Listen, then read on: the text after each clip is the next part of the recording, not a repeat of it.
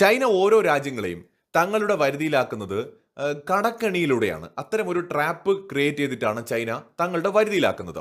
ബംഗ്ലാദേശ് പ്രധാനമായിട്ട് 4 സ്ഥലങ്ങളിൽ നിന്നാണ് ഏറ്റവും അധികം കടം വാങ്ങിയിട്ടുള്ളത്. വേൾഡ് ബാങ്കിൽ നിന്ന്, ഏഷ്യൻ ഡെവലപ്മെന്റ് ബാങ്കിൽ നിന്ന്, ജപ്പാനിൽ നിന്ന്, ചൈനയിൽ നിന്ന്. ഈ 4 സ്ഥലങ്ങളിൽ അതിൽ 2 രാജ്യങ്ങളും 2 ഓർഗനൈസേഷൻസുമാണ്. വേൾഡ് ബാങ്കിനെ നമുക്ക് മാറ്റിവെച്ചാൽ ഏഷ്യൻ ഡെവലപ്മെന്റ് ബാങ്ക് എന്ന് പറയുന്നത് ചൈനയ്ക്ക് സ്വാധീനമുള്ള ഒരു ബാങ്കാണ്. അവിടെ നിന്ന് ഒരുപാട് പൈസ ഇവർ കടം വാങ്ങിയിട്ടുണ്ട്. അതുപോലെ തന്നെ ചൈന ഗവൺമെന്റ് ധാരാളം പണം ബംഗ്ലാദേശിന് കടം കൊടുത്തിട്ടുണ്ട്. അനൌദ്യോഗിക കണക്കനുസരിച്ച് 1975 ശേഷം റിപ്പോർട്ട് ചെയ്യപ്പെട്ടിട്ടുള്ളത് തന്നെ ഏകദേശം $7.5 ബില്യൺ കടം ചൈന ബംഗ്ലാദേശിന് കൊടുത്തിട്ടുണ്ടെന്നാണ്. നമ്മുടെ ബംഗ്ലാദേശിലെ ഇടക്കാല സർക്കാരിന്റെ തലവൻ മുഹമ്മദ് യൂനിസ് ചൈനയിലേക്ക് പോയിരിക്കുകയാണ്. ഇപ്പോൾ 3-4 ദിവസത്തെ സന്ദർശനത്തിനാണ് പോയിരിക്കുന്നത്. അവിടെ ചൈനീസ് വിദേശകാര്യ വകുപ്പിന്റെ സഹമന്ത്രി അദ്ദേഹത്തെ വിമാനത്താവളത്തിൽ സ്വീകരിച്ചു. വളരെ ഡിസ്റെസ്പെക്ട്ഫുൾ ആയിട്ടുള്ള ഒരു സ്വീകരണമാണ് അവിടെ അദ്ദേഹത്തിന് ഒരുക്കിയത്. എന്ന് വെച്ചാൽ നയതന്ത്ര തലത്തിൽ ഏറ്റവും ലോ ലെവലിലുള്ള ഒരു സ്വീകരണമാണ് ബംഗ്ലാദേശിലെ ഇടക്കാല സർക്കാരിന്റെ തലവന് കിട്ടിയത്. അതിനുശേഷം അദ്ദേഹം സഹപ്രധാനമന്ത്രി സഹമന്ത്രിമാരുമായിട്ടൊക്കെ കൂടിക്കാഴ്ച നടത്തി. ഒരുപാട് സമയം കാത്തിരുന്നതിന് ശേഷം ഷി ജിൻപിങ്ങിനെ ഒരു നോക്ക് കാണാൻ അദ്ദേഹത്തിന് അവസരം കിട്ടി. ഷി ജിൻപിങ് അദ്ദേഹത്തോട് പറഞ്ഞു, നിങ്ങൾ വിഷമിക്കണ്ട, നമ്മൾ പൈസയൊക്കെ തന്ന് നിങ്ങളെ സഹായിക്കാൻ തയ്യാറാണ്, നമ്മൾ കൂടെ ഉണ്ട്, നിങ്ങളുടെ കൂടെ തന്നെ ഉണ്ട് എന്ന് പറഞ്ഞു.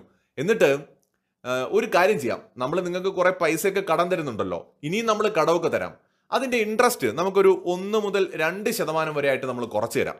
ആവശ്യം പോലെ നിങ്ങൾക്ക് കടം തരാൻ ചൈന തയ്യാറാണ്. നിങ്ങളുടെ രാജ്യത്ത് 40% യുവാക്കൾക്ക് ഒരു തൊഴിലും ഇല്ലാതെ അവർ നിൽക്കുകയാണ്. ഭയങ്കര പോപ്പുലേഷനൊക്കെ ഉള്ളതല്ലേ, അവർക്കൊക്കെ ഒരു തൊഴിലൊക്കെ നമുക്ക് കൊടുക്കണ്ടേ. നമുക്കൊരു കാര്യം ചെയ്യാം, ചൈനീസ് കമ്പനികളും ബാങ്കുകളും ഒക്കെ നിങ്ങളുടെ രാജ്യത്ത് ഇൻവെസ്റ്റ് ചെയ്യട്ടെ, നമ്മൾ ആവശ്യം പോലെ പൈസ തരാം, കടമായിട്ടാണ്, പക്ഷെ പലിശ കുറവായിരിക്കും കേട്ടോ, നമ്മളെല്ലാ സപ്പോർട്ടും നിങ്ങൾക്ക് കൂടെ ഉണ്ടാവും, നമുക്ക് ബംഗ്ലാദേശിനെ ഒരു വികസിത രാഷ്ട്രമാക്കി മാറ്റണം എന്ന് ഷി ജിൻപിങ് പറഞ്ഞു. ഇക്കാര്യം നമ്മുടെ ഡെക്കാൻ ഹെറാൾഡ്, ഗ്ലോബൽ ടൈംസ് അടക്കമുള്ള മാധ്യമങ്ങൾ റിപ്പോർട്ട് ചെയ്ത കാര്യമാണ്. ഇങ്ങനെയാണ് ഷി ജിൻപിങ് നമ്മുടെ ബംഗ്ലാദേശിന് ഉറപ്പ് കൊടുത്തിരിക്കുന്നത്. അപ്പോ ഇത് എന്താണ് ഉദ്ദേശം എന്ന് എല്ലാവർക്കും അറിയാലോ, ബംഗ്ലാദേശിനെ കടക്കണിയിൽ പെടുത്തുക എന്നുള്ളതാണ്. മറ്റൊരു ഉദ്ദേശം എന്ന് പറയുന്നത്, ഈ മുഹമ്മദ് യൂനിസ് എന്ന് പറയുന്നത് അമേരിക്കയുടെ ആളാണെന്നുള്ളത് ചൈനയ്ക്കും അറിയാം.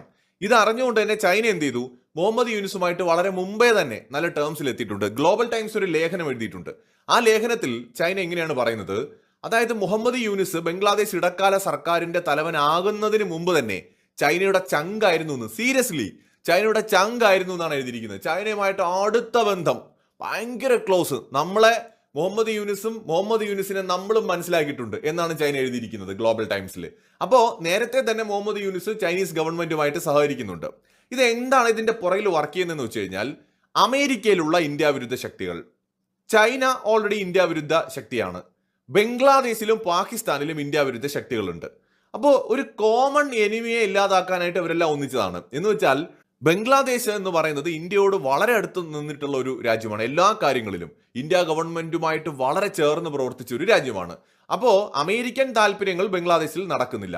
ചൈനയ്ക്ക് ചില കാര്യങ്ങളൊക്കെ സാധിക്കുന്നുണ്ടെങ്കിലും ചൈനയുടെയും പൂർണ്ണമായ താല്പര്യങ്ങൾ അത് ബംഗ്ലാദേശിൽ നടക്കുന്നില്ല ഷേഖ് ഹസീന സർക്കാരിന്റെ സമയത്ത്.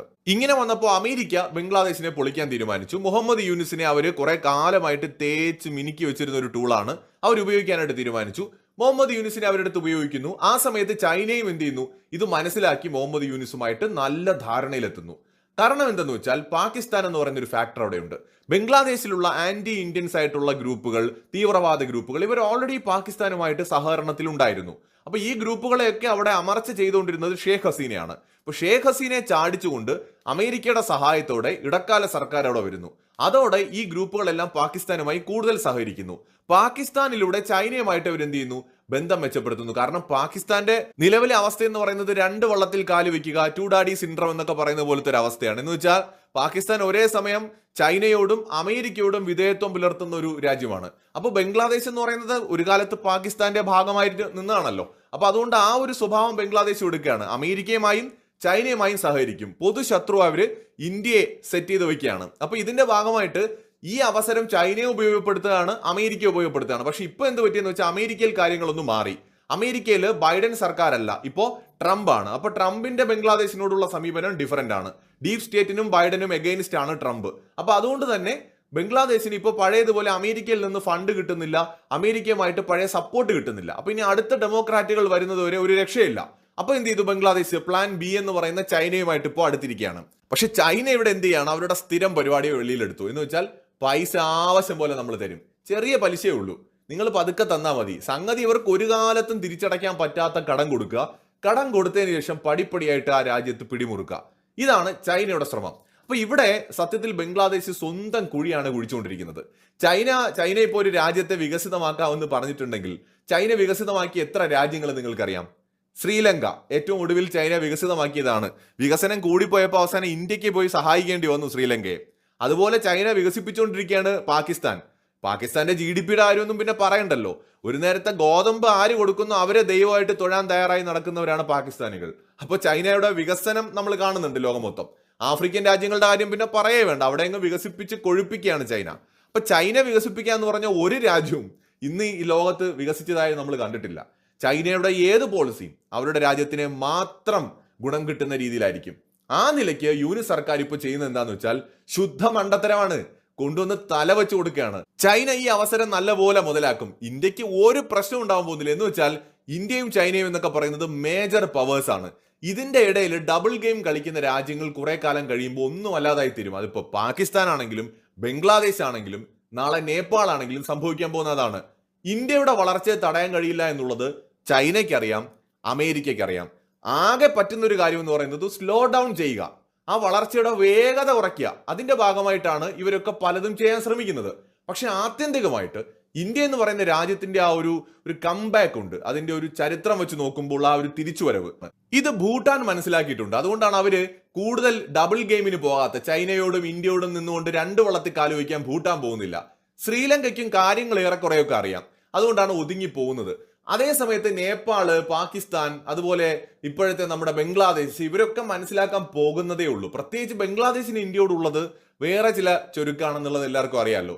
അപ്പോൾ ഇവിടെ ഇപ്പോൾ നമ്മുടെ മുഹമ്മദ് യൂനിസ് ചെയ്തിരിക്കുന്നത് ചൈനയിൽ പോയിട്ട് കടം വാങ്ങുന്നതിനുള്ള പലിശയിൽ ഇളവ് വരുത്തിയിട്ടുണ്ട്. ചൈനയുടെ ഇൻവെസ്റ്റ്മെന്റ് ബംഗ്ലാദേശിലേക്ക് കൊണ്ടുവരാൻ ശ്രമിച്ചിട്ടുണ്ട്. ചൈന പറഞ്ഞു പാകിസ്ഥാനെ വികസിപ്പിച്ചതുപോലെ നമ്മൾ നിങ്ങളെയും വികസിപ്പിക്കും എന്ന് പറഞ്ഞിരിക്കുകയാണ്. ബാക്കി ഇനി ഞാൻ ഒന്നും പറയണ്ടല്ലോ, തലവിധിയാണ്. ഇത് ഭാവിയിൽ സംഭവിക്കാൻ പോകുന്നതെന്ന് പറയുന്നത് ബംഗ്ലാദേശ് സ്പ്ലിറ്റ് ആവും. കൺഫേം ആണ്, ബംഗ്ലാദേശ് സ്പ്ലിറ്റ് ആവും. ചിറ്റഗോങ് ഹിൽസ് കൺഫേം ആയിട്ടും ഇന്ത്യയുടെ ഭാഗമായിട്ട് മാറും. നമ്മുടെ ഈ ഏറ്റവും വലിയ വീക്ക് പോയിന്റ് എന്ന് പറയപ്പെടുന്ന ചിക്കൻ നെക്ക് കോറിഡോർ, ആ ഒരു ഭാഗം, അത് തീർച്ചയായിട്ടും അവിടെയും ഒരു വലിയ സ്പ്ലിറ്റ് ഉണ്ടാവും. ബംഗ്ലാദേശിന്റെ ഒരുപാട് പ്രദേശങ്ങൾ ഭാവിയിൽ ഇന്ത്യയുടെ ഭാഗമാകും, ഒരു തർക്കവും വേണ്ട. അത് ഇന്ത്യ യുദ്ധമൊന്നും ചെയ്യേണ്ടി വരില്ല, സ്വാഭാവികമായി തന്നെ അത് സംഭവിക്കും. കാരണം ചൈനയും പാകിസ്ഥാനും ബംഗ്ലാദേശിലെ തീവ്രവാദികളും കൂടെയൊക്കെ ചേർന്ന് ബംഗ്ലാദേശിനെ അങ്ങ് നശിപ്പിക്കും. ജനങ്ങൾക്കൊരു നിവർത്തിയില്ലാതെ രാജ്യം മുച്ചൂടും മുടിയുന്ന സമയത്താണല്ലോ അവർക്ക് എന്തെങ്കിലും ഒരു വഴി വേണ്ടി വരുന്നത്. എങ്ങനെയെങ്കിലും ഒന്ന് രക്ഷപ്പെട്ടാൽ മതി എന്ന് പറയുന്ന ഒരു സമയം. അന്ന് രക്ഷകനായിട്ട് എത്തുന്ന ഇന്ത്യക്ക് പല കളികളും കളിക്കാൻ പറ്റും. അതുകൊണ്ട് ഇപ്പോൾ അവരെ വഴിക്കങ്ങ് വിടുക, അവർ നശിച്ച് നാറാണക്കല്ല് എടുക്കട്ടെ, നമുക്കൊരു പ്രശ്നമില്ല, അവരെന്തേലും ആയിക്കൊണ്ട് പോട്ടെ. ചൈനയുടെയും പാകിസ്ഥാന്റെയും ഒക്കെ വായിൽ പോയി പെട്ട് കഴിഞ്ഞാൽ പിന്നെ എന്ത് സംഭവിക്കും എന്നുള്ളത് ഒരുപാട് ഉദാഹരണങ്ങൾ നമുക്കുണ്ട്. അപ്പോൾ ബംഗ്ലാദേശിന് ഇനി അവരുടെ നാശത്തിന്റെ സമയം ആരംഭിച്ചിരിക്കുകയാണ്. അത് അവർ സ്വയം അങ്ങ് ഏറ്റെടുത്ത് തകർന്ന് തരിപ്പണമാവുന്ന സമയത്ത് നമ്മുടെ ഓപ്പർച്യൂണിറ്റി വരും. അന്ന് ഇന്ത്യ ഗവൺമെന്റ് ബുദ്ധിപരമായി കളിച്ചാൽ ചിറ്റഗോങ്ങും ഈ പറയുന്ന ബംഗ്ലാദേശിന്റെ തലേന്ന് പറയുന്ന ആ ഒരു സ്റ്റേറ്റും എല്ലാം ഇന്ത്യയുടെ കയ്യിലിരിക്കും. മറ്റൊരു വീഡിയോയുമായി വീണ്ടും വരാം.